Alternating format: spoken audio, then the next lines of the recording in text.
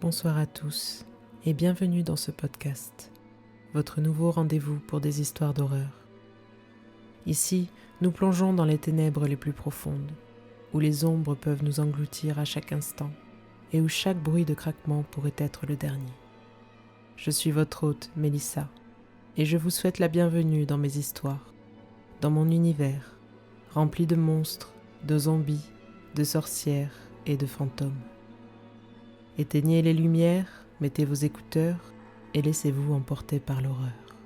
Bienvenue dans le cabinet de l'étrange.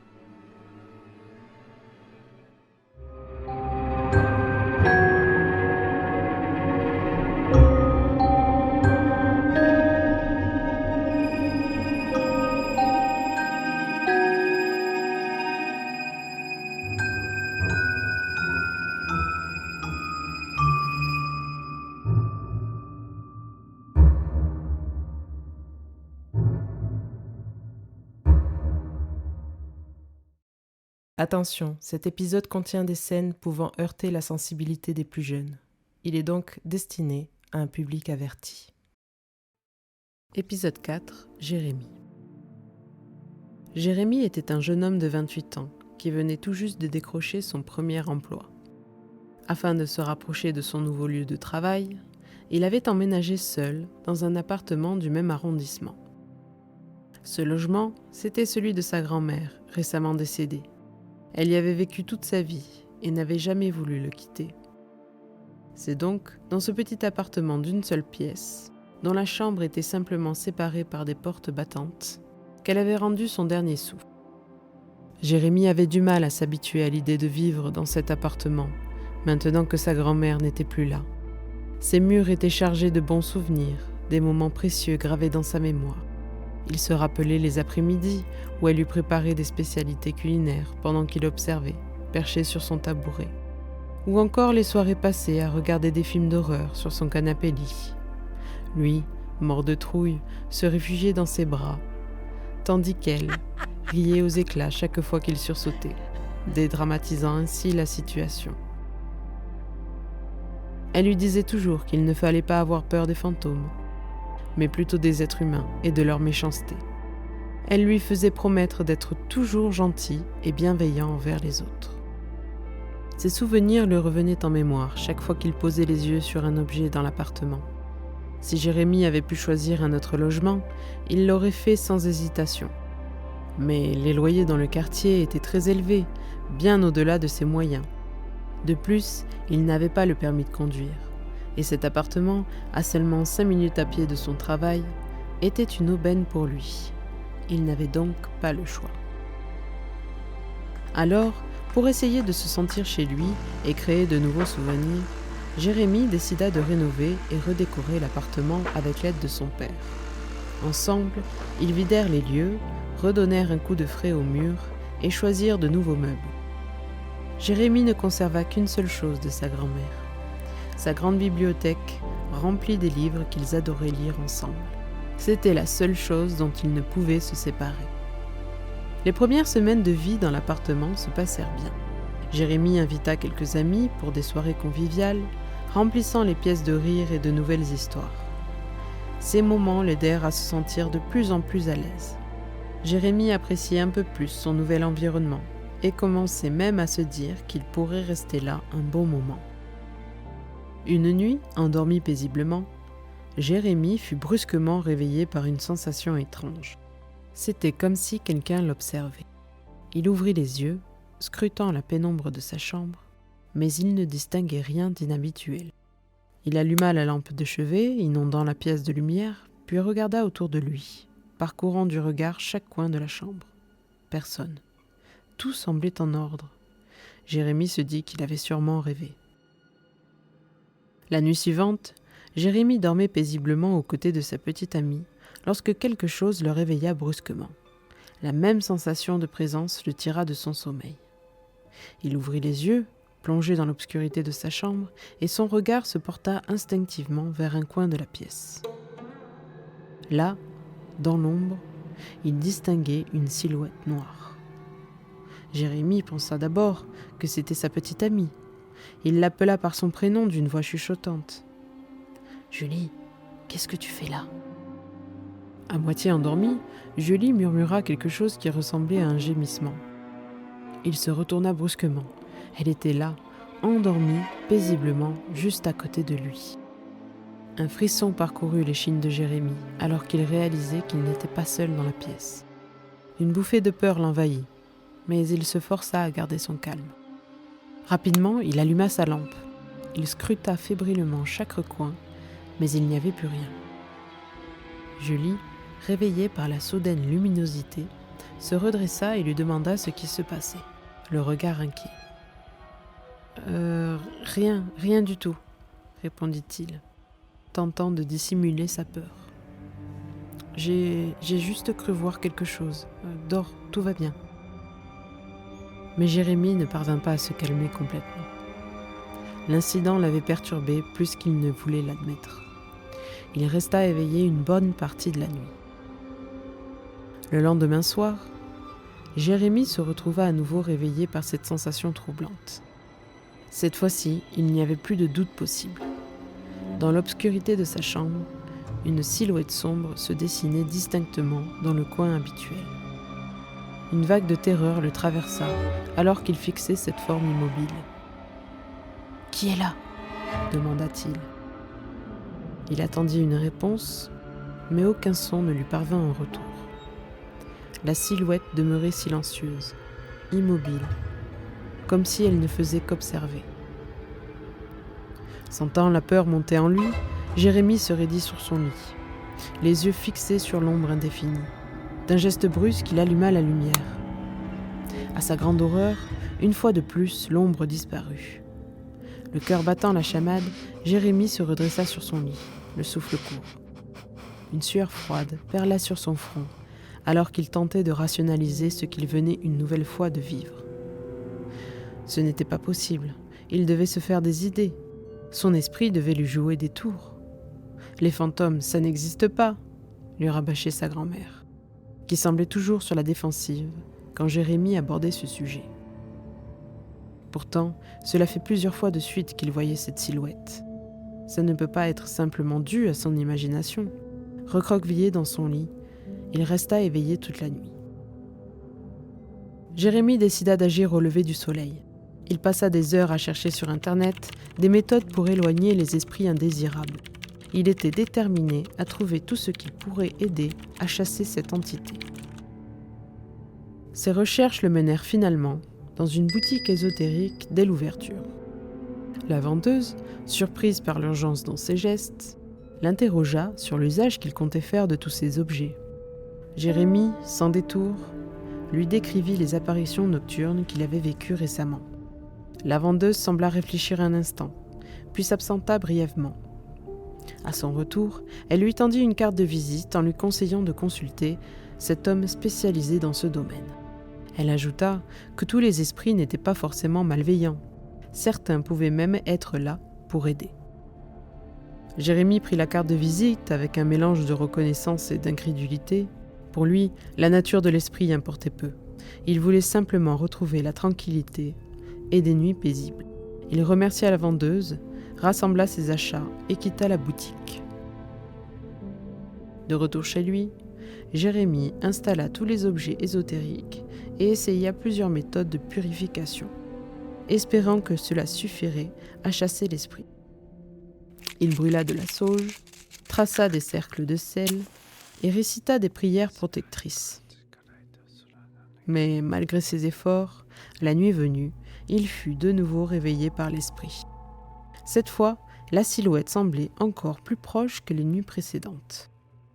Jérémie réalisa avec effroi que plus il tentait de purifier son appartement, plus l'entité se rapprochait. L'inquiétude grandit en lui. Non seulement ses tentatives semblaient inefficaces, mais elles pourraient même aggraver la situation. Épuisé et à bout de nerfs, Jérémie décida qu'il était temps de faire appel à un professionnel. Il retrouva la carte que lui avait donnée la vendeuse de la boutique ésotérique et composa le numéro. À l'autre bout du fil, l'homme se présenta comme un spécialiste de la purification des lieux de vie. Il écouta attentivement le récit de Jérémie et proposa de venir chez lui dans quelques heures pour une première évaluation. L'homme arriva chez le jeune homme, et après avoir pris le temps d'évaluer l'appartement, il confirma la présence d'un esprit. Cependant, il rassura Jérémie en précisant que cet esprit semblait bienveillant, agissant comme un protecteur. Pourtant, il sentit également une autre présence plus ambiguë, quelque chose qu'il ne parvenait pas à identifier clairement. C'était comme si cette entité pouvait se cacher ou qu'une force la retenait. Malgré cette incertitude, le spécialiste procéda à une purification en profondeur de l'appartement, utilisant des méthodes traditionnelles et ésotériques pour nettoyer l'espace. Avant de partir, il assura à Jérémie que la situation devrait s'améliorer prochainement. Jérémie, toutefois, restait sceptique. Bien qu'il remerciât le spécialiste, il ressentit un malaise croissant dès que la porte se referma derrière lui. L'air devint soudainement lourd, oppressant. Une sensation de malaise intense envahit Jérémie. Jérémie saisit ses clés et décida de quitter l'appartement. Il sentait qu'il ne pouvait pas rester là seul, du moins pas cette nuit. Il sortit précipitamment pour rejoindre des amis, espérant que leur présence et l'éloignement de l'appartement lui apporteraient un peu de répit. Il rentra chez lui quelques heures plus tard, après une soirée un peu trop arrosée. En ouvrant la porte de l'appartement, il ressentit une légère appréhension. Cependant, en faisant quelques pas à l'intérieur, il constata qu'il ne ressentait plus le malaise oppressant de la journée. Peut-être que la purification avait finalement fonctionné et que l'esprit était parti. Peu importe, il était fatigué et trop saoul pour s'en soucier davantage. Avant de s'endormir, une pensée traversa son esprit. Pourquoi sa grand-mère ne lui avait-elle jamais parlé de cet esprit ?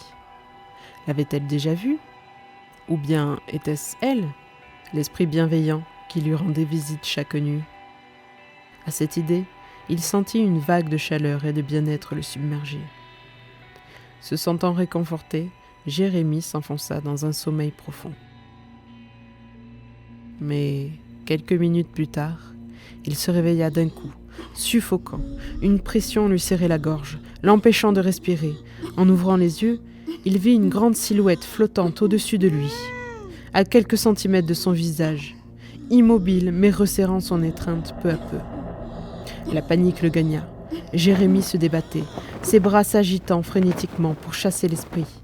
Mais rien n'y fait. Alors, il sentit ses forces l'abandonner et sa conscience lui échapper. Soudain, une voix d'enfant perça l'obscurité. « Stop !» cria la voix avec autorité. L'ombre relâcha instantanément son étreinte et disparut aussi vite qu'elle était apparue. Jérémie prit une grande bouffée d'air, reprenant difficilement son souffle. En regardant autour de lui, il remarqua quelque chose qui le surprit. À l'endroit où l'esprit apparaissait habituellement, se trouvait maintenant la silhouette d'un petit garçon blond. L'enfant l'observait, sans bouger, son visage dissimulé dans l'ombre. Jérémie resta figé. Soudain, le petit garçon se mit à rire, un rire cristallin et étrange, puis disparut aussi soudainement qu'il était apparu. Le jeune homme resta là, immobile, pendant quelques minutes, tentant de comprendre ce qu'il venait de vivre. Le lendemain matin, après être resté éveillé toute la nuit, Jérémie appela l'homme qui était venu purifier son appartement quelques jours plus tôt. D'une voix tremblante, il lui raconta ce qui s'était produit la veille. L'homme, à l'autre bout du fil, écouta attentivement avant de s'excuser. « Je suis en déplacement à l'étranger et je ne pourrai pas venir avant demain, » expliqua-t-il. « Cependant, d'après ce que vous me dites, il est probable que le petit garçon et l'autre esprit soient liés. S'ils apparaissent toujours au même endroit, c'est qu'il doit y avoir des effets personnels, leur appartenant, quelque part à proximité. Dans un endroit peut-être caché ou, je ne sais pas, essayez de fouiller. » De plus, il lui conseilla alors de mettre du gros sel et de faire brûler de la sauge à cet endroit, en attendant sa venue. Jérémie raccrocha et, sans perdre de temps, s'exécuta aussitôt. La nuit tombée, Jérémie faisait les 100 pas dans son appartement. Il était exténué à cause de l'incident de la veille, mais il ne voulait pas aller se coucher. La situation devait à tout prix s'arranger. Sinon, il avait l'impression qu'il allait devenir fou. Les événements des dernières nuits tournaient en boucle dans sa tête, sans relâche. Il devait penser à autre chose. Décidé à se distraire, il alluma la télévision et s'installa dans son lit. Il se promit de ne pas dormir cette nuit, de rester éveillé jusqu'à l'arrivée de l'homme le lendemain. Seulement voilà, malgré toute sa bonne volonté, ce qu'il devait arriver arriva. Après quelques minutes devant un film, le manque de sommeil prit le dessus et Jérémie s'endormit. Quelques heures plus tard, Jérémie se réveilla à nouveau en suffoquant. L'esprit était encore au-dessus de lui, reproduisant la scène terrifiante de la veille. Comme auparavant, le petit garçon cria « Stop !» et l'ombre disparut. Cette fois, c'en était trop pour lui. Il reprit ses esprits, se leva d'un bond et se dirigea vers l'endroit des apparitions. « Allez-vous-en, laissez-moi tranquille! Je n'ai pas peur, vous n'êtes pas les bienvenus !» hurla-t-il. Et là, il sentit quelque chose sous ses pieds. Une latte du parquet s'était légèrement soulevée. Intrigué, il souleva la planche et trouva enfouie, juste en dessous, une petite boîte rouillée. Au moment où il posa sa main dessus, l'esprit du petit garçon apparut juste devant lui. « Non, ne fais pas ça, s'il te plaît !» cria l'enfant. Effrayé, Jérémie eut un mouvement de recul. Mais d'un geste déterminé, il attrapa la boîte et se leva rapidement. En quittant précipitamment la pièce, l'enfant cria de nouveau. « Non, ne fais pas ça !» Mais c'était trop tard. Jérémie sortit en trombe de l'appartement et se rendit dans un parc à quelques mètres de là, où se trouvait un plan d'eau. Là, il se prépara à jeter la boîte. Mais avant de la lancer dans l'eau, il l'ouvrit pour voir ce qu'elle contenait. À l'intérieur, il trouva une simple montre, elle aussi un peu entamée par la rouille. Épuisé, il jeta la boîte et la montre dans l'eau. Il resta un moment immobile, observant les ondes se former à la surface de l'eau. Une fois la boîte disparue, Jérémie ressentit un mélange de soulagement et de peur persistante. Ne voulant pas rentrer chez lui, il décida de finir la nuit chez sa copine, espérant que demain, cette histoire serait enfin réglée. Le lendemain, vers la fin de l'après-midi, Jérémie reçut un coup de fil de l'homme qui lui informa qu'il serait chez lui dans une heure, à peu près. Jérémie se rendit rapidement à l'appartement pour ranger un peu avant sa venue. Lorsqu'il passa la porte d'entrée, il alluma les lumières et son regard se posa immédiatement à l'endroit où il avait trouvé la boîte. Il se dirigea vers le trou lorsqu'il entendit soudainement un bruit sourd derrière lui. Il se retourna et s'aperçut qu'un livre de la bibliothèque de sa grand-mère venait de tomber au sol. Il le ramassa et se rendit compte que c'était en réalité un album photo. Nostalgique, il regarda les clichés un par un et tomba sur une photo qui l'interpella tout particulièrement. Jérémie retena son souffle. Sur cette photo se trouvait le petit garçon qui était apparu à lui ces dernières nuits. Assis à côté de lui se trouvait également une jeune fille dont les traits lui étaient familiers. Il sortit rapidement la photo et regarda derrière. Il y vit le nom de sa grand-mère ainsi que celui d'un petit garçon et la même date de naissance inscrite juste en dessous. Mais alors, ce seraient donc des jumeaux ? Pourquoi ma grand-mère ne m'a-t-elle jamais parlé de son frère jumeau ? Se demandait-il. Il retourna la photo et se rendit compte que le petit garçon portait exactement la montre qui se trouvait dans la boîte. Jérémie remarqua qu'un homme se tenait également derrière eux. Il agrippait fermement les deux enfants, qui n'avaient pas l'air rassurés. Il n'arrivait pas à voir le visage de l'homme. C'est comme s'il y avait eu un problème au moment de prendre la photo, rendant sa silhouette et son visage flous. Néanmoins, il lui semblait l'avoir déjà vu quelque part. Au moment où cette pensée traversa l'esprit de Jérémie, les lumières s'éteignirent brusquement. Il se retourna lentement vers l'endroit des apparitions et distingua à nouveau l'ombre. Cette ombre qui a tenté à plusieurs reprises de l'étrangler. Il s'en rappelle maintenant. Cet homme sur la photo, cette silhouette, c'est exactement celle de l'esprit qui lui rend visite chaque soir. Ce serait donc l'esprit de cet homme qui s'en prendrait à lui. Mais qui est-il ? Et si en réalité le petit garçon était juste là pour le protéger ? Avant même d'avoir les réponses à ces questions, Jérémie lâcha l'album et se retourna rapidement pour quitter l'appartement. Dans sa hâte, il ne vit pas venir l'attaque de l'esprit, qui l'agrippa soudainement, puis avant même que le livre ne touche le sol, un tourbillon sombre l'engloutit, et Jérémie disparut. Personne ne retrouva jamais sa trace.